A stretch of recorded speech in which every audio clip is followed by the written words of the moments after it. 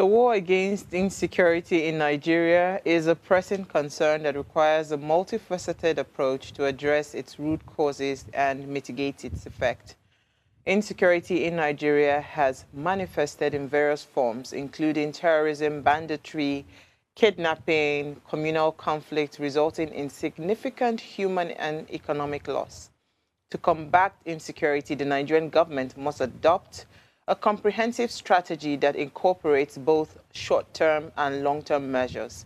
A successful war against insecurity in Nigeria requires a sustained and collective effort from the government, civil society, general populace, and of course, international communities. So it's another beautiful episode on your favorite primetime show, Ways. And my name remains Usaya Mesale, and today we are addressing or discussing this issue around insecurity, and we've tagged it War Against Insecurity in Nigeria, and we're asking what way forward. And we have with us, that will be joining us, our guest, Peter Akah. Please remember, Ways is all about you. You are the why in Ways, so be a part of the conversation every single day. You can add your voice to the conversation. Head on to our YouTube page at Official Upgrade TV. Hit the subscribe button, like, share, and invite your families and friends to watch and follow the show. When we open our phone lines, you can also join us by calling in or sending us an add me on WhatsApp. Would add you via video. As always, let me allow you ponder on my quote for the day. It says, unless we have a well-educated people, we are vulnerable on our national security. And this was from Mark Hatfield. Yes, so we'll delve into the conversation around insecurity and what way forward, today, much later. But first, let me run off on a break. When I come back from that break, I want to let you in on my news interest for the day.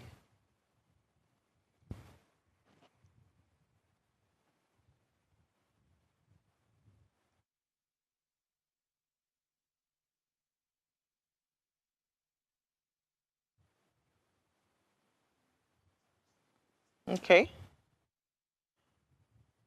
All right, so I'll just go into my news interest for the day. It says, let me start with the heavy rainfall, right, warning from NIMET, especially for southern states. Flooding, of course, we always get this every time the rain is approaching. So NIMET is warning that there's going to be some flash flooding. So residents of Ogun, Edo, Delta, Bayelsa, Cross River, and Akwa Ibom should prepare for heavy rainfall over the next 3 days. That's according to the forecast that was issued by the Nigerian Meteorological Agency, that's NIMET.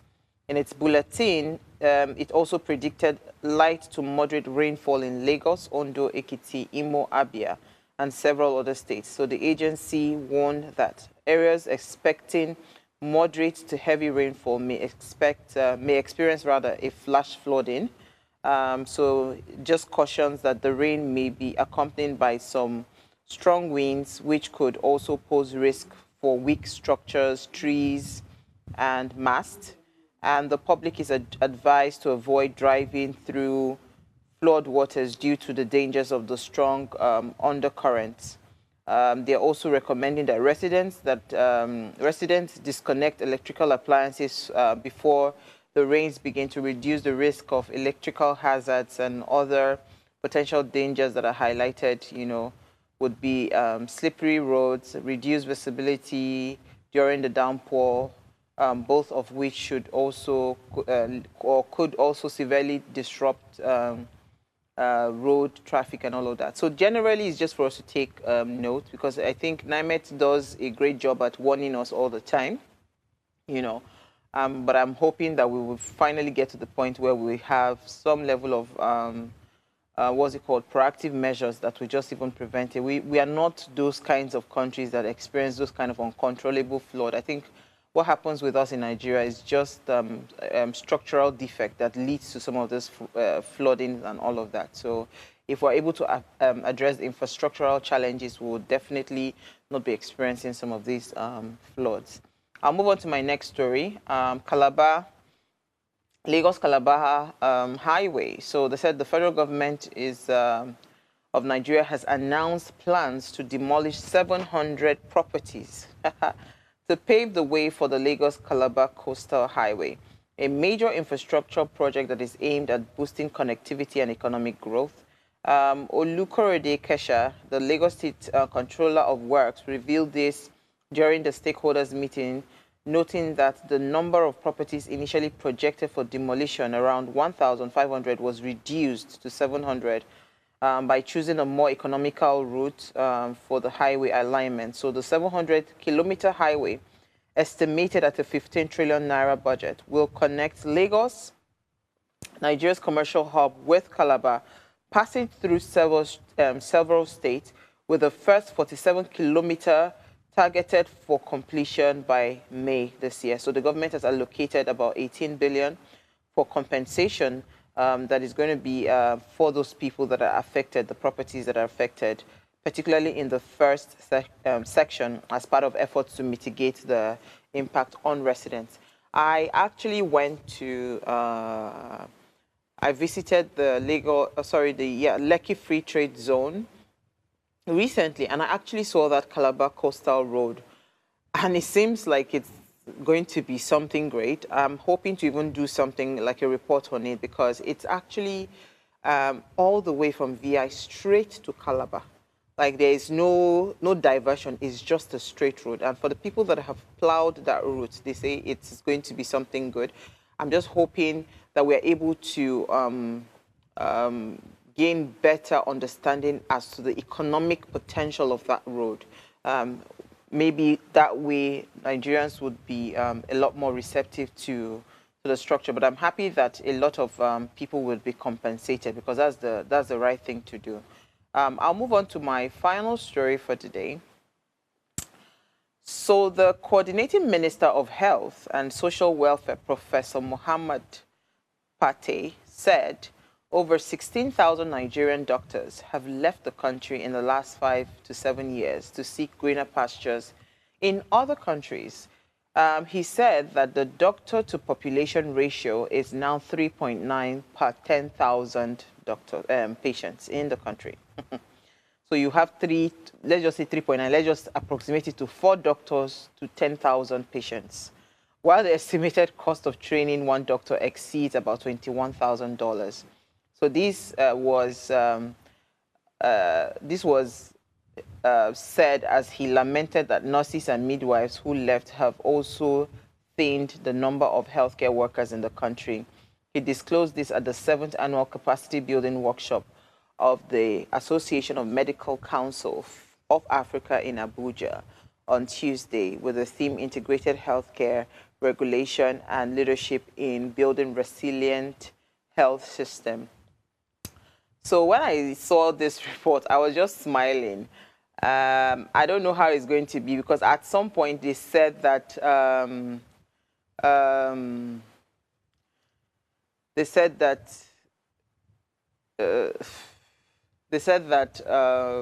the federal government is trying to seek, what's the word now? They're trying to seek a way to stop the migration, right, of doctors. The only way you can stop it is if you're able to match what the doctors are being, what they see that they have the capacity to earn when they travel outside of the country. And I don't think the government can in any way match it, because what doctors and nurses and all the health workers, what they earn abroad, we can't match it. We are still struggling to pay 77,000 naira minimum wage. I hear some states are not even paying it. And so you can't do that. So when I saw that report and I heard that the government is trying to find a way to mitigate it, I just did look. I say, well, let us hope and see. I think what I feel the government can do, especially when it comes to healthcare in Nigeria, if the government is truly serious, I know a lot of medical doctors that are more than willing to come back to Nigeria to set up. Why don't we do things like create like a medical, what do they call that thing? A medical city. It was done in India. create a medical city, like, you know, expanse of land, just like the way you have the Lekki Free Trade Zone. Let it just be a medical city. Everything, build it. You understand? Build it and find a way where there can be a public-private partnership. We have hospitals that are working right now in Nigeria, and they are working because what a lot of people invested so much money in putting that structure, you know, and bringing it up. So we have some of those. So if we're able to replicate it, then you hands off as government. Hands off and let's find proper, just create the infrastructure.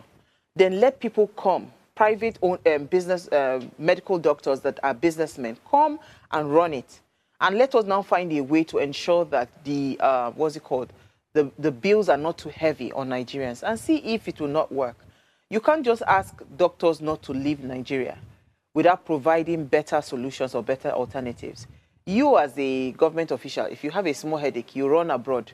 You know, there are rumors allegedly saying that our president, every 2 market day visit to France is because of medical tourism. You know, I mean, we had a president that spent 9 months in the UK and came back very refreshed, you know, because he had very good healthcare. I mean, so the problem in Nigeria, it's our infrastructure, especially healthcare problems that we have, is infrastructure mainly. It's not for lack of the, what's it called, the medical professionals. We have great, I mean, I hear that Nigeria churns out one of the best when it comes to anything medical, be it in nursing or doctors and all that. We churn out one of the best. So all we need to do is create the infrastructure and see how these people can, you understand, run those institutions without any government interference, and see if things will not change. You know, even if they don't go there and stay, they can now do, maybe do 1 month in Nigeria on and off, you know, 1 month abroad, like that. There are so many medical doctors. If you give them the better environment, work environment and all of that, they will rather come back to Nigeria to work. And they are the best in the world. Most of our Nigerian doctors and nurses and all of that, they are doing amazing stuff abroad. So if we're able to match that, then we can reduce this number of people going out abroad, especially our medical workers. All right, so I'll go on a break now. When I come back from the break, hopefully my guest is here to discuss the war against insecurity in Nigeria. Stay with me.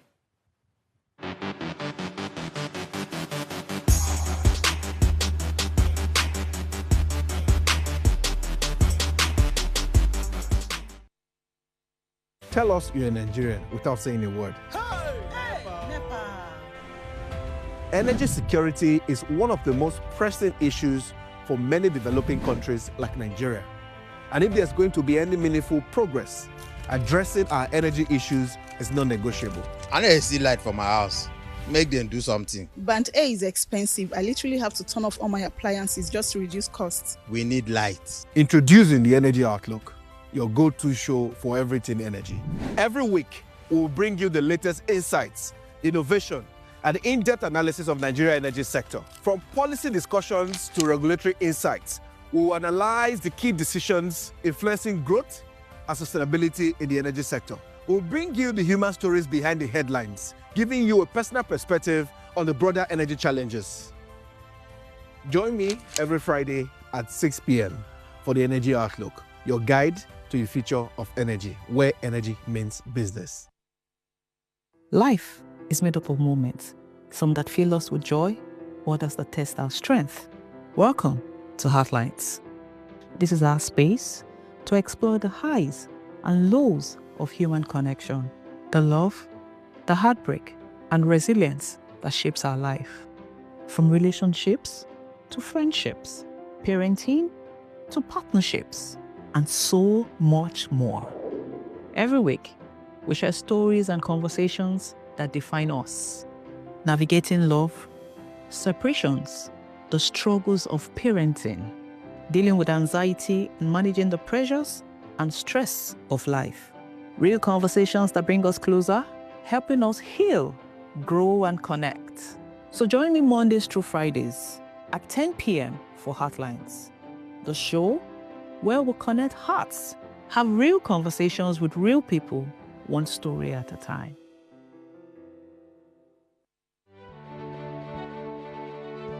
Nigeria, by extension Africa, battles a growing youthful population and with little or no meaningful engagement leaves a ticking time bomb on our hands. We are a blessed continent with great wealth, both in people and material. Our focus on ways remains driving conversations that affects us all.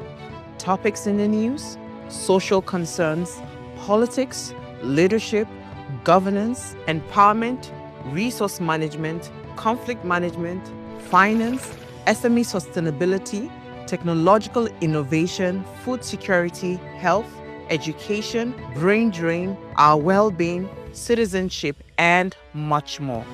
Our goal is to continuously drive these conversations, keep them burning at the table to effect a positive change, both for our nation and continent.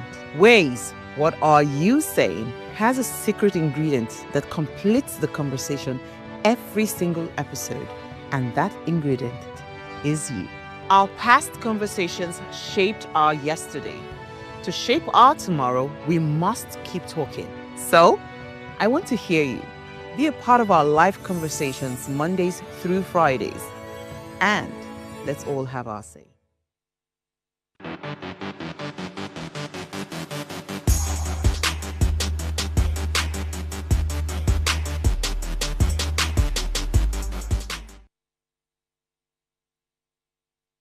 Thanks for staying with us. Now, before we even we talk about finding a solution and a way forward towards especially insecurity that we face in Nigeria, it would be nice for us to be able to unpack, and just know our history. Where are we coming from? Where are we today as regards security in Nigeria? And joining me to have this conversation is Peter Randy. He's a very passionate Nigerian and an advocate for a more just Nigeria. So whenever you see him, you see #justice for Nigeria. And he joined me live here in studio. Thank you so much, Peter, for joining me. Always a pleasure. We were supposed to have this conversation last week, Wednesday, but traffic happened Nigeria to all of us. happened again. Traffic happened to all of us. Yeah. It was such an interesting day that day. We spent hours in traffic, but hey. You were driving. I had to come down from the commercial vehicle, then trek from Palomoto. Your was better. Did you not see I live about few finished inside traffic?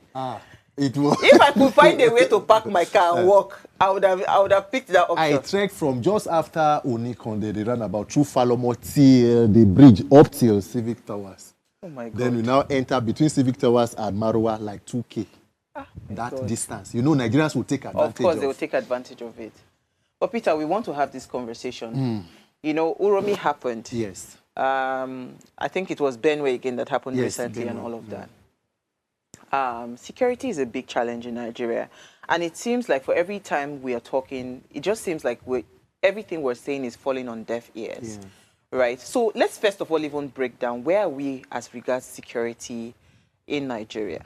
Is Nigeria considered, and when I'm saying Nigeria, it's not Lagos I'm talking about. We are let's be intentional about spreading it across. How safe are we in Nigeria? When it comes to, thank you very much. When it comes to the Nigerian state as our territorial integrity and national unity, Nigeria ranks number 6 of Global Terrorism Index. That is just the recent, report that is out. Meaning we are one of the 6th most terrorized nation in the world. And what makes Nigeria's, insecurity more interesting is that we are not fighting any external war with any foreign invader. Nigeria is at war with itself. So our insecurity is Nigeria against Nigerians. Now, whether there are infiltrations, you say that there was ISWAP from the northeast and all that, we have not been able to address or decipher exactly what is wrong where and how to handle it. So today you will see different faces in different regions. In the northeast, it will be unknown gunmen. In the southwest, it will be farmer header. In Benue, it has been farmer header for us forever. In the northeast, it is, they have changed from Boko Haram. Now there is one called Lakurawa. So that is where Nigeria is now. Every region of the country is grappling with its own insecurity. And that is not to talk about kidnapping, for ransom and all of that. Some even ransom is paid and the victims are still killed. So that is where Nigeria is today. The entire country is a theater of war. It did not begin with this administration, but then again, what is the administration doing to stem the tide that it met? Absolutely. You know, somebody was saying something around this insecurity, and they said that, you know, right now, if you are kidnapped in Nigeria, you know, there's that conversation, all that period that people are trekking inside the bush. Yes. That just be, you know, in fact, the guy was saying the first thing you should do is to ask them for cigarettes, ask them for this, because now it seems like kidnappers are no longer after ransom. Yeah. What they are after are your organs. Because that was what the guy was saying. That, yes. So if they notice that you're clean, you don't smoke, you don't, you are the perfect candidate for them. Do you understand? Yeah. So the guy was saying that if anything like kidnapping happens, in fact, the first thing you should ask them, please, I want to, you know, smoke. But you get smoke paraga there or whatever. You know, just kind of like, because it seems like a lot of things now is even, you know, it started with armed robbery, then it moved to kidnapping. Now, even with kidnapping now, we're hearing that it's no longer kidnapping itself. They're just using kidnapping as a cover. Most of these people are organ harvesters. Yes. How true is this? I mean, if someone who has been a victim of kidnap comes out to tell you that this is likely what we experience, then how more true can it be? These are the realities of persons who have been in their hands. It doesn't mean that is the sole purpose of the entire kidnapping. There are persons who were kidnapped, they demanded ransom, they collected the ransom and then still killed the victims. Yes. There are those whose bodies were seen without certain organs. So it means it confirms that what they say, there should be elements of truth to it. So there are different phases of the entire insecurity. But the problem, the question we all should be asking is, in the midst of all of this dilemma, what are we doing? Or what is the response of the authorities? Because the Constitution clearly says that the security of life and property will be the primary responsibility of government. But this is going on. 52 people or more were killed in Plateau. The president is in France, reflecting on his policy. Let's not go there. You know that he's France every 2 market days. I just said it now. Yes. He goes to visit France, and it is allegedly that it is for medical. This year, yet they are complaining that 16,000 doctors have run away from the country. Why would they not run? So, you know, Peter, let us even help ourselves. Yes. Right? Because I did a video when that Uromi thing happened on TikTok. When I saw the comments that people were putting on that thing, it got me worried. Yeah. It got me worried because there is so much, would I call it bile against ourselves as Nigerians? Yes. And it is building up by the minute, by the second. And every time it seems like there's nothing that can be done. Yes.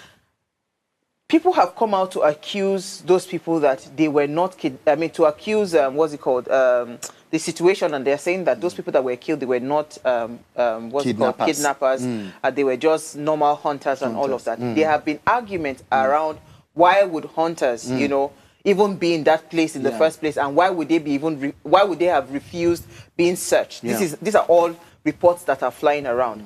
Someone came out today, I saw a video today on TikTok saying that even the people that perpetrate some of the crimes in Uromi are actually people from Edo State, that they are not outsiders that are perpetrating all those kidnapping and all of that. So there is a big issue. Security is a challenge, and yet our government seems to be very, very silent. It's a very deafening silence. Is it that insecurity now, you know, we had illiteracy, or would I call it ignorance as a weapon? We had poverty as a weapon. Yes. Are we saying that insecurity has now joined that list, that it has now become a weapon that is being used by politicians in Nigeria? In fact, insecurity is a byproduct of what you just mentioned, illiteracy, poverty. There are economic factors that are fueling what is going on. See, Nigeria is in serious trouble. And if we are not careful to nip this on the bud, the state in itself is being threatened. As we are talking today, Nigerian military is in active service across the 36 states of Nigeria and the FCT. There are thousands of Nigerians who are in internal displaced people camps all across Nigeria. Unfortunately, there's a serious trust deficit between Nigerians and the authorities because people do not even believe that these people have the capacity. In fact, a former military general in Nigeria stayed on open television. That is the General T.Y. Danjuma. He said the military, they collude with the criminals. Till today, that statement has not been investigated. Nigerian politicians have not come out of the sincere position on what is going on as insecurity. We condemn jungle justice in whatever form that it comes. But the case of Uromi, you now said there are hunters. People leave Kano to go and hunt in rivers on their way back with arms. I don't know what forest and cash. And then now, instead of us, because we have now fractured our fabric of unity with ethnicity and injustice, instead of us to focus on getting the proper investigation and handling the case of Uromi, people are now beginning to question the killings that have happened in the north. You remember the case of the killing of Deborah Yakubu, Shehu Shagari College of Education, Sokoto, Deaconess Eunice in Abuja in 2016. What was the justice that was gotten for them? So no life of a Nigerian should be more important than the other. All life should matter. But at the base of all of this is a criminal justice system that has failed to protect everybody. That is why you heard the governor of Plateau State, he say the time where perpetrators are set to go free has ended. Meaning there was a time where people who perpetrated this evil were caught and still released. When there is no justice, they granted amnesty to Boko Haram, Operation Safe Corridor. They gave them money and empowered them. So why will insecurity not fester? So when you put bad governance, bad economy, poverty, illiteracy, this will be the end result. Absolutely. So you may not be able to excuse criminality, but you can explain it. So let's start to look at what we can do, because it seems like every time we come up and we talk about this thing, insecurity is a challenge, and we need to declare war against it. Yes. If I told the government, I mean, people have made this argument that the president was so quick to declare Rivers State, emergency, a state of emergency, and there are other states that are going through serious crisis, when it comes to killing, and that really they deserve to have those state of emergencies, and yet we're not seeing all of those actions. So if we want to even start to decipher a way forward towards the insecurity that we face in Nigeria, right? Poverty, economic hardship, weak governance, the ethnic strife that you talked about, these are all the mixture, the cocktail that is bringing about high level of insecurity. So how do we start to solve this problem? The one question or the one answer is simple. You have to reform your government. Until you have government that is sincere in purpose and is competent, has the political will to address the root causes of the issues, you are not doing anything. President Tinubu did not declare state of emergency in Rivers because he believes it is legal. He did not declare it because he believes it is illegal. It is we who are debating the legality of illegality. He declared it because he can do it and nothing will happen. And it fits into his political calculations. That is the simple thing. So when you talk about handling insecurity, other places that are seeing the continuous killings of Nigerians have not gotten that same attention because politically the calculation have not gotten there. If we want to handle the case of insecurity, Nigeria's security apparatus is created to protect the political elites and the rich in the society. Nigeria has a police force of about 400,000. About 200,000 of them are protecting politicians and their families. Who is left to protect other people? Mommy Joe and Daddy Joe in the church. Imam, Sheikh, Emir, traditional rulers, Olori, Kabiyesi, they won't carry pause for them and all that. In Nigeria, if you are a Yahoo boy and you make small change, you can carry two mopo, follow you, they go everywhere where you they go. So who is left to protect the people? What is our strength in intelligence gathering as a people? If peaceful protesters come out tomorrow, say we want to protest against end bad governance, police will have intelligence. But when it comes to criminality and kidnappers, there is no intelligence. So the root cause of it is that there is a lack of sincerity of peoples on the part of the leaders. They are yet, is it ethno-religious? Is it just criminality? Is it just the poverty and the illiteracy that is fueling all of this? Until you identify the root cause of it and begin to work on it, you cannot have anything. The National Security Advisor, Nuhu Ribadu, stated clearly that majority of the arms that are used by these criminals are arms that are stolen from government weaponry. That is, criminals have access to government weapons, are using it to kill citizens, and the government cannot protect anybody. So it is either the leaders are trying to get the solution or they are part of the problem. And you cannot use problem to solve problem. Nigerians will have to get an electoral system that gives them opportunity to elect leaders that are competent and sincere in purpose. That is the beginning of the... If not all this one we are talking, we go still talk. So the electoral system is good. You know, Peter, you and I have had this conversation. Electoral system is good. Fantastic. Yeah. But you see, I want us to get to that point in Nigeria where we don't need to choose between the devil and the deep blue sea. Yeah. It means that political parties, at the political party level, we need to start having the right set of people in political parties. Yes. So how do we get there? Because you see, at the polling unit, I always argue that it is already too late. Because at that point, you are not trying to choose between who has the lesser evil. Evil, yes. Do you understand? Yeah. Who will do better? You get my point? At that point, it's already too late. And if you now, God now bless you, you now have the leader that has zero, zero respect for rule of law. What would you see? You continue to see some of these things happening. I mean, we've shouted and shouted and shouted that it seems like our judiciary in Nigeria is compromised. Look at what is happening at the legislative arm of our government, right? It seems like nothing is going on. Right? There's just all of those issues. I feel like until we start to intentionally put the right people in political parties, so it is no longer a choice between the devil and the deep blue sea. We are picking between a good and a better candidate. Do you understand? Yeah. Maybe that way we might find a solution. But you see, electoral system is great, but I don't think that where we are right now, with the structure that has been created, I don't see political leaders trying to change that status quo because they need it to continue their, whatever plans it is that they have for Nigeria. Look, thank you very much. That electoral reform is all-encompassing, including from the political party level. And it is the silver bullet for Nigerians. If Nigerians do not believe that you can put maximum pressure on authorities to effect change in the electoral system, what do you think that you can change? That is the magic. What is going on in Nigeria today is absolute state capture, where every institution of democracy will be controlled by one man or a group of persons. If you want to see where it has been implemented before, look at Lagos. There will be no meaningful opposition. The National Assembly see themselves as an extension of the executive. They are there to do the bidding of the executive arm of government. The judiciary is already... Nigeria does not even have a judiciary. We have the legal department of every government in power. Institutions are being weaponized against the people. You saw the case of Senator Natasha. The idea about electoral reform is that it is the first system of accountability. Once you are able to build a system where a person knows that when you get into office and you fail to deliver, by 4 years that same system can take you out, that person will have no choice than to sit up. What is the incentive for doing bad or doing good as a Nigerian politician?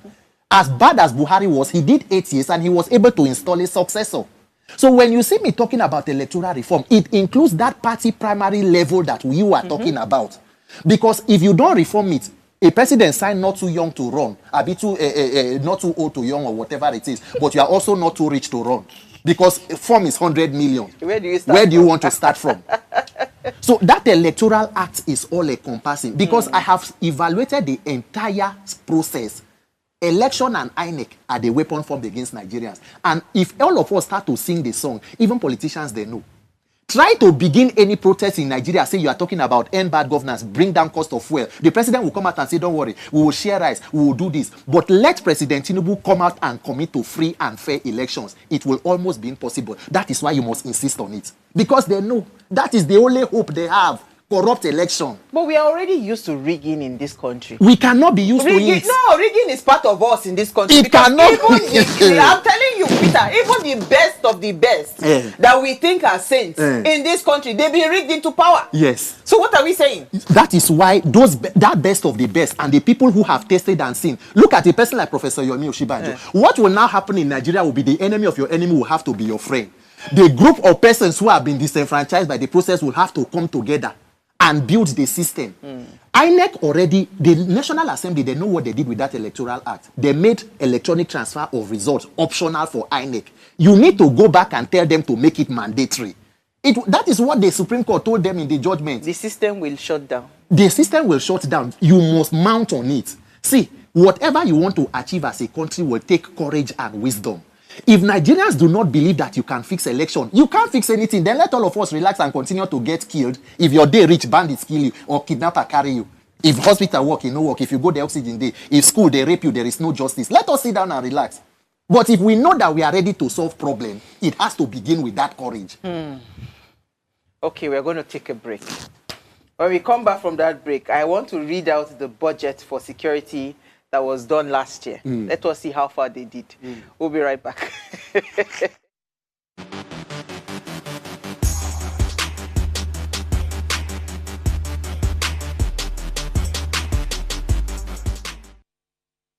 Tell us you're a Nigerian without saying a word. Energy security is one of the most pressing issues for many developing countries like Nigeria. And if there's going to be any meaningful progress, addressing our energy issues is non-negotiable. I need to see light for my house. Make them do something. Band A is expensive. I literally have to turn off all my appliances just to reduce costs. We need light. Introducing the Energy Outlook, your go-to show for everything energy. Every week, we will bring you the latest insights, innovation, and in-depth analysis of Nigeria's energy sector. From policy discussions to regulatory insights, we will analyze the key decisions influencing growth and sustainability in the energy sector. We'll bring you the human stories behind the headlines, giving you a personal perspective on the broader energy challenges. Join me every Friday at 6 p.m. for the Energy Outlook, your guide to the future of energy, where energy means business.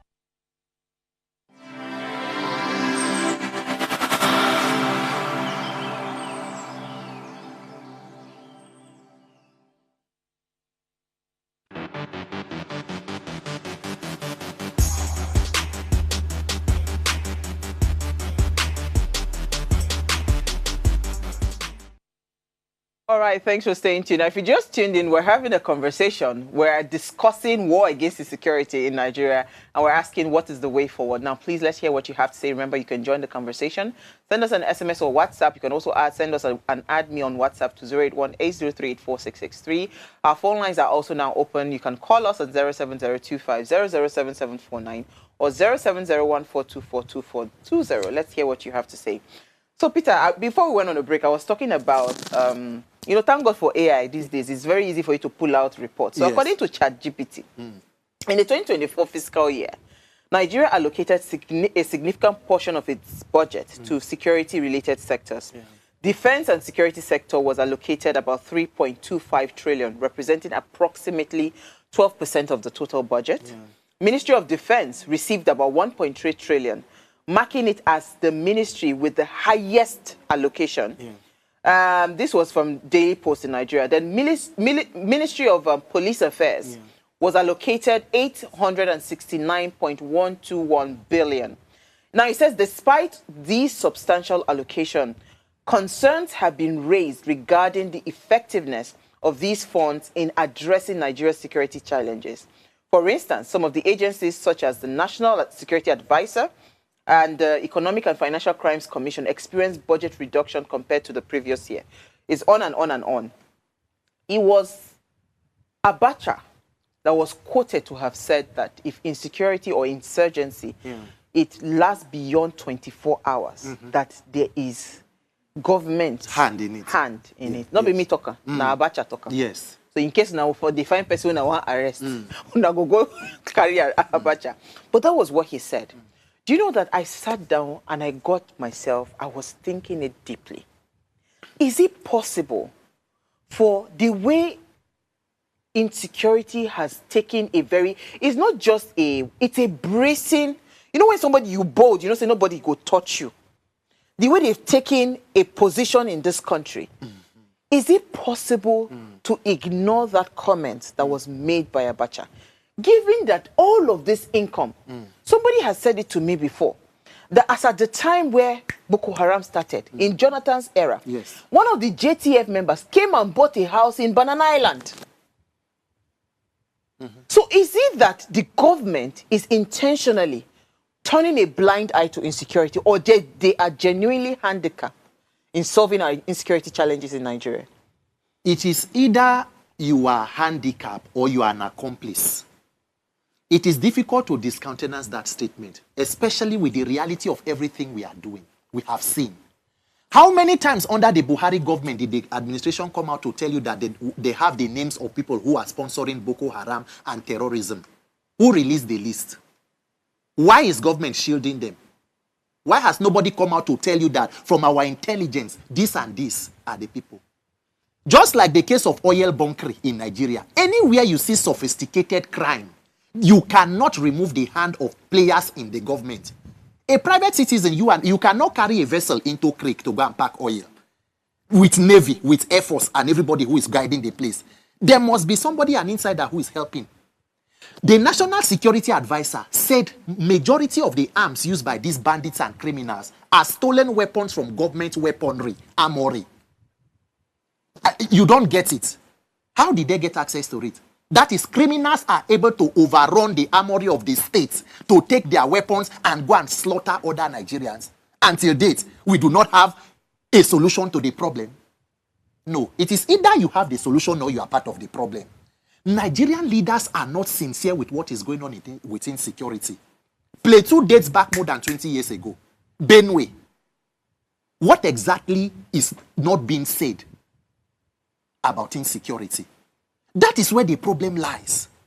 When you see government running from pillar to post, the president will come out, give one lame statement. We will arrest them. We will fish them down. Tomorrow, have you forgotten a time in Nigeria about 4 years or 3 years ago, police intelligence unit went to go and arrest a kidnapper somewhere in Taraba, somebody Wadume. Military officers went and opened fire on the convoy, killing some of the officers and somehow released the kidnapper from there. Today, where is that kidnapper? Nigerian military attacked Nigeria police and released kidnapper. And you say there is no hand of government anywhere. Nigerian politicians are deceiving themselves. And Nigerians are the fools or the pawns in all of this. Until we begin to rise up and insert ourselves in the conversation, it will be turn by turn Nigeria. The day happen in Plateau, they say, oh, now 50 people. Until one day, God forbid, you also become the statistics that is being mentioned. They are not honest. There is more to it. The more money you put in it, insecurity is the most profitable enterprise in Nigeria today. Absolutely. The only sector that is doing well in Nigeria is corruption and criminality. So how will it end when you are pumping billions and millions into the whole sector? People are becoming overnight billionaires from insecurity. Nigeria is in serious trouble. Serious trouble. This issue of insecurity, we are talking like a joke, so there is more that the government needs to do. And if they are not ready to do it, the people must wake up and put the pressure that they need to put to save our own lives. Because it always seems far until it comes close to home. So how do we start this process? Because you see, if you notice, I think it was the second tenure for President Buhari last year. It was constant news that we were hearing in the news every day. Customs seized a truckload of ammunition. There was a time it was bullets. There were a time it were guns and all of that. I kept on asking myself, where are all these ammunitions going to? And first of all, who are the people? You know, because, I mean, you can't ship in anything into Nigeria without proper documentation. So is it that they were not able to trace where these things are coming from, or exactly how did that transaction happen? And where are the ammunitions? Where did it end up? Secondly, we know that for every election cycle, politicians release ammunitions to their touts. You understand? And most of the time, I've heard reports that they are unable to recover those ammunitions back. And because eventually they use them and dump them, those ones use the ammunition to be able to go and perpetuate evil. It's a vicious cycle. So if you say that citizens are the ones that need to wake up, right, to fight this war, because we need to declare war against insecurity in Nigeria. It's either we do that or insecurity will come and meet us in our doorstep. So how do we start to declare war against insecurity in Nigeria? The question Nigerians will ask themselves is, what exactly is the value of a Nigerian life in Nigeria today? What is it worth? 52 people were killed in a state. The president is reflecting about his policies in a foreign country. If cows of herdsmen are killed, you will see Mieti Allah will come out and put out a statement. If we decide that as a people, we have accepted our fate, that there is no value or dignity to the Nigerian life, we can keep quiet and wait for your turn. Tomorrow it is Ondo. Next tomorrow, look at one of the Afenifere leaders, Paru Ben Fashoronti. You remember his daughter, the poor woman who had lived all her life overseas. She came to attend an event. She was carried by herdsmen and they killed that poor lady. So you think that it does not come close to you until it strikes you. There are people from the east today in Nigeria who cannot go to their villages to go and attend anything. They are stuck in other Even cities. in Benue, they can't go to their farms. They can't go to their farms. And then you are talking of why there is hunger and everything. Farmers cannot go. They are being slaughtered. So all of us will have to ask ourselves the question, are we worth the life that we have? Do we really want to dignify the Nigerian life? Imagine 50 US citizens killed by not hurricane, earthquake, internal security. Somebody went and slaughtered, and the president of America is in another country, reflecting on his policies. Nigerians have become so used to bad governance that we have accepted our fate. So we have become docile. There is maximum frustration in Nigeria, but the question is, with your frustration, what is the action? Anger is not a plan. So what is the action? All of us must decide to begin to get good leadership. And it must come back to this issue of INEC. You cannot do, if you do a revolution today, because you hear some people shout revolution now, if you chase President Tinubu or any other person in government who takes over, you must go back to the electoral system. Because that is the only system that will bring a government that will have legitimacy to rule. So whether or not you like, look at what happened in Bangladesh. You protest, you went there. So these reforms that you are asking for, who is in charge of doing the reform? Is it not your National Assembly? It is the National Assembly. So what are we saying? That is where men must mount. That is where the focus must be. The protests that will happen in Nigeria, that will change Nigeria, will be in the National Assembly. It is not the Senate President's house. It is the People's Parliament. Whatever change you want from your constitution or from your laws will be gotten there. And if the people are not ready to give it to you willingly, you must exert pressure, maximum civil pressure, peacefully, as democratic fundamental human right, to get what you want. Other than that, until Nigerian politicians, the people in power, begin to become afraid of the power of the people, Nigeria will not change. For as long as we are the ones who are afraid of them, we will continue in this suffering and killing. Unfortunately, they are protected and insulated. On the next, if a war happens or any natural disaster, they have private jets that are parking. Their children are not even here. So if you begin to think of that and you think of our lives, then we must get the wisdom and courage. We no wonder, Nigerians are dying. You know, one protest. People are dying without protest. The ones who killed, they killed in Plateau, were they protesting against government. We must protest peacefully and demand for change. It doesn't come easy. Your oppressors will not hand you freedom on a platter now. You will rise up and take it. Comfort says what they have used to become the richest in their time, this is what the armed forces chiefs are. Maybe she's saying this is why the armed forces chiefs are rich. Do we have any other thing that we can use to be able to draw accountability from our security chiefs? Because as it is now, we would occupy National Assembly, no wahala. What about the security agencies? All these people over the years that have been given so much budget to protect the lives and properties of Nigerians, and they are unable to do that. Is it that we're going to turn a blind eye and just allow them to walk away? Because if we want to declare war against insecurity, the war has to be spread across every stakeholder. It is not just the National Assembly. The security personnel that swore an oath to protect lives and property in Nigeria, they are not doing that job. So how can Nigerians, intentionally also hold them accountable? Do you know the simple answer to that question? Every dysfunctionality you see in every system of Nigeria stems from the root parent cause, which is the bad government. The failure of the military is the politicizing of that unit or department of government by the same politicians. That is why the sanitization will start from fixing the politicians. When you get a person who is competent, they begin to sanitize it. Because guess what? This so-called corruption that is in law enforcement and others, a lot of them end with just the senior officers. Do you know that the officers in these law enforcement agencies are also victims of human rights violations? How much is the salary of a police constable? Even a lieutenant colonel in the army. Do you know how many of them have died? Their wives, pensions are held, families are thrown out of the barracks. Some do not even know those that died with Boko Haram. It was when they needed the apartment in Dodam barracks, they come and tell you, you should move out. They too, if they want to be honest with themselves, have to join to fight for their own rights. Nigerian police, how much is their salary? DPO, Commissioner of Police. If you do not do criminality, you cannot exist on that salary, the kind of luxurious lifestyle they are living. Peter, INEC is supposed to be an independent body. INEC is a poor. Is a collection of a lot of poor people. Yes. You understand that have been given so much power. Yeah.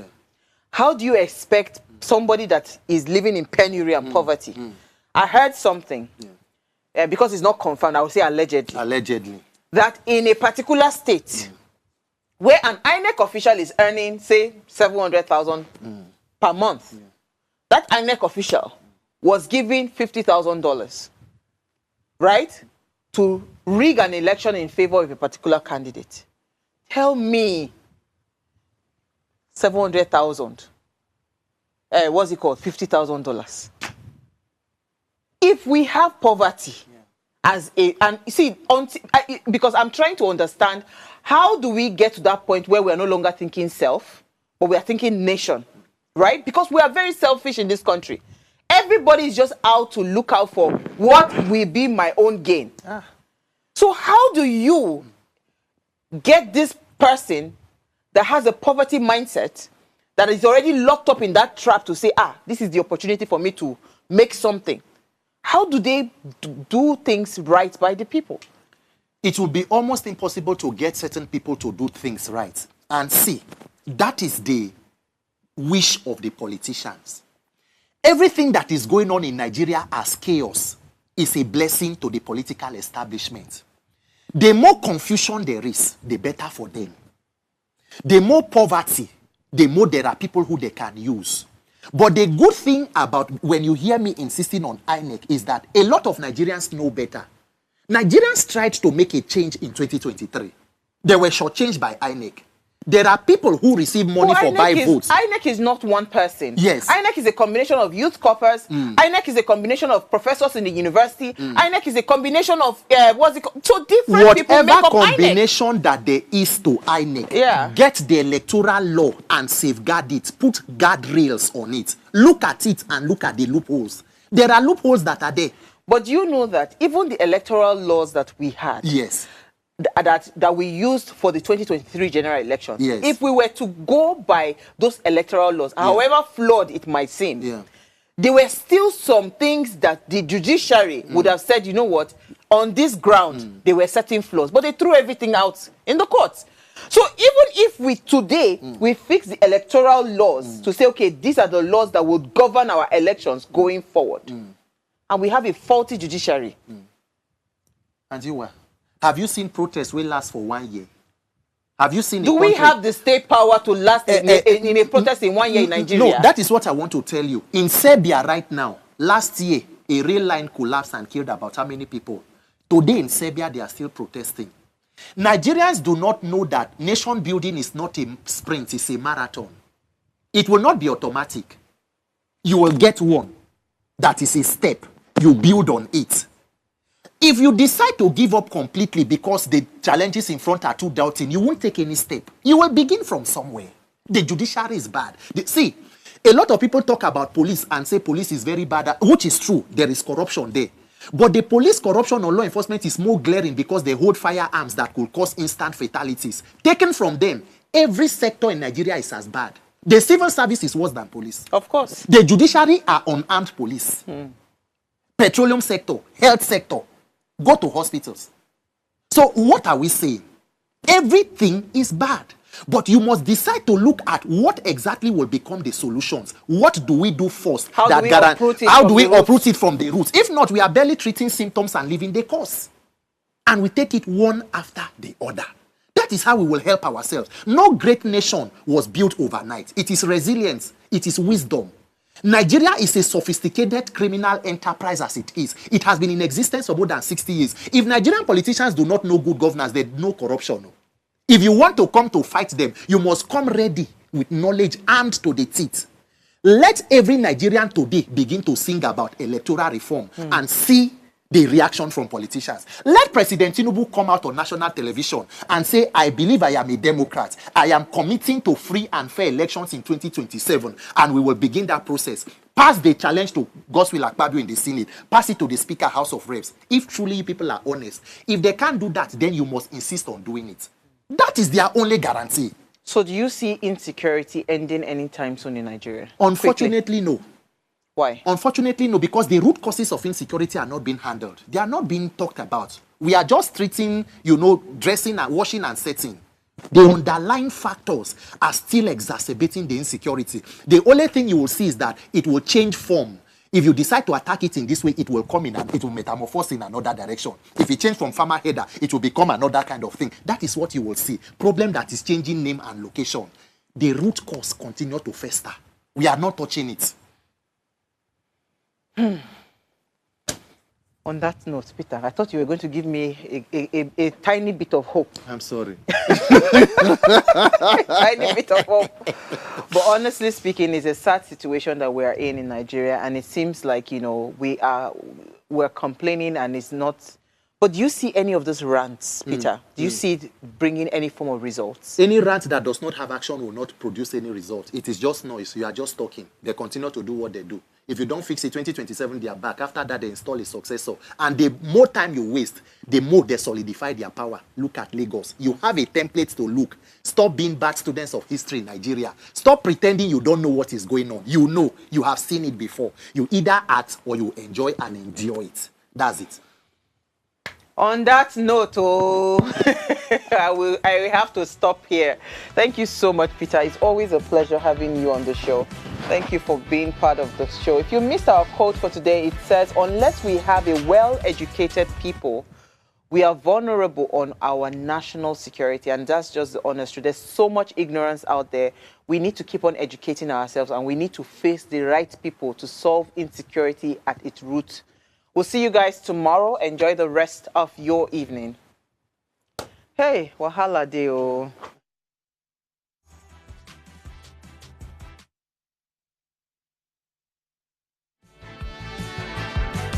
Nigeria, by extension Africa, battles a growing youthful population, and with little or no meaningful engagement, leaves a ticking time bomb on our hands.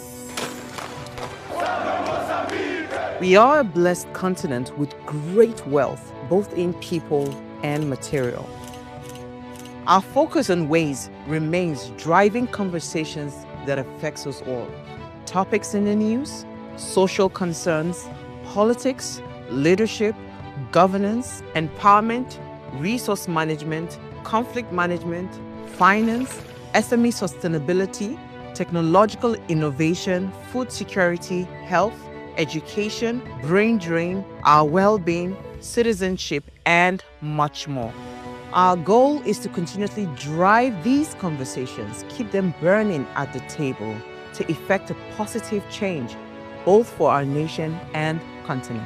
Ways, what are you saying, has a secret ingredient that completes the conversation every single episode, and that ingredient is you. Our past conversations shaped our yesterday. To shape our tomorrow, we must keep talking. So, I want to hear you. Be a part of our live conversations Mondays through Fridays. And let's all have our say.